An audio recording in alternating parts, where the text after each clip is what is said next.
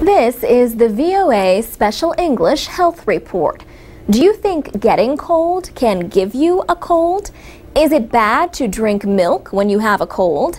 Can chicken soup cure a cold? Ronit Mishori is a family medicine doctor at Georgetown University Medical Center in Washington. She says colds are more common in winter, but not because of low temperatures. The cold weather just means people stay inside more, often with other people. And the way the common cold virus is transmitted from one person to another is through handshakes, through sneezing, or through coughing on one another.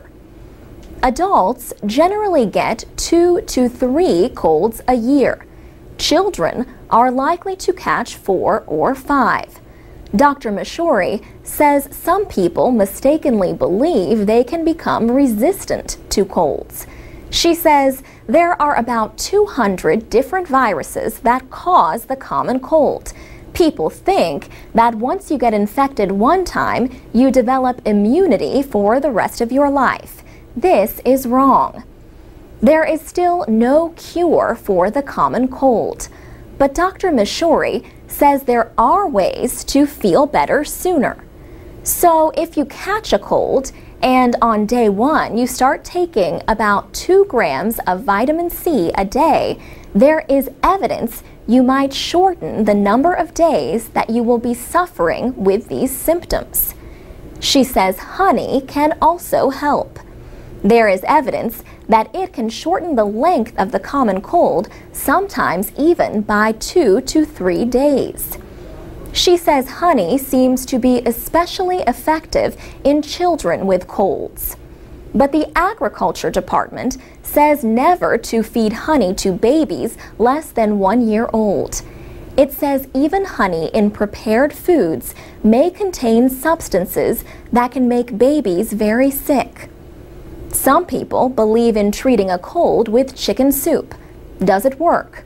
Dr. Mishori says chicken soup has anti-inflammatory properties, so it helps reduce the duration, but also it helps clear the mucus. Mucus is the sticky substance that can make you cough and have trouble breathing during a cold. Have you ever heard the old saying, "Feed a cold, starve a fever"?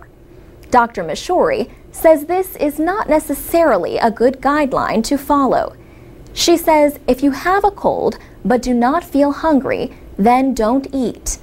But you have to drink a lot, and you can drink water or tea, anything that gets fluids into your body. That's very important.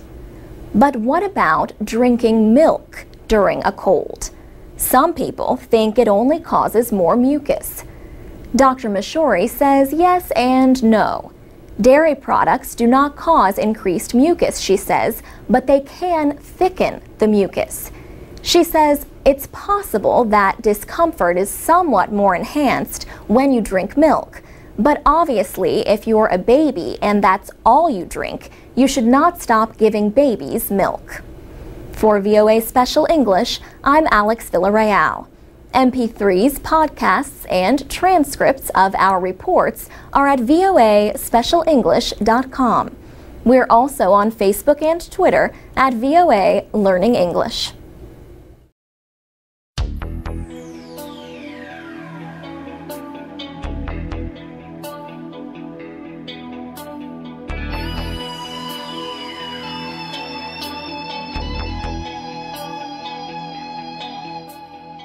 I'm Alex Villarreal with the VOA Special English Economics Report. A $10 billion deal aims to create the world's largest exchange company. The plan would combine the operators of the New York Stock Exchange and Germany's Frankfurt Stock Exchange. The two companies, NYSE Euronext and Deutsche Börse, announced the agreement in February. Deutsche Börse shareholders would own about 60% of the combined group. One thing it still needs is a name.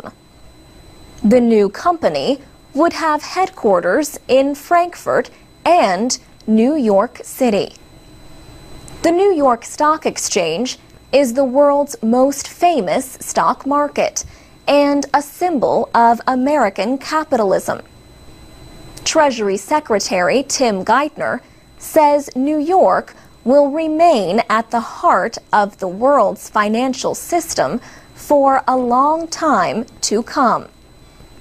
But the exchange business has changed in these days of high-speed trading by computers in a globally connected economy.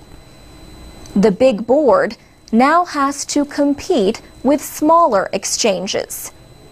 Where stocks are traded has become less important than how much those trades cost. NYSE Euronext and Deutsche Börse had profits of almost $4.5 billion last year. They expect to save $400 million a year by combining their operations. These savings could lower the cost of stock orders. But the size of the company could raise concerns about competition in the exchange industry.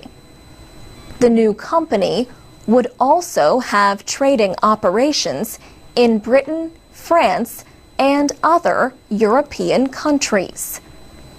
Stock trading and other financial services would remain important to the combined company.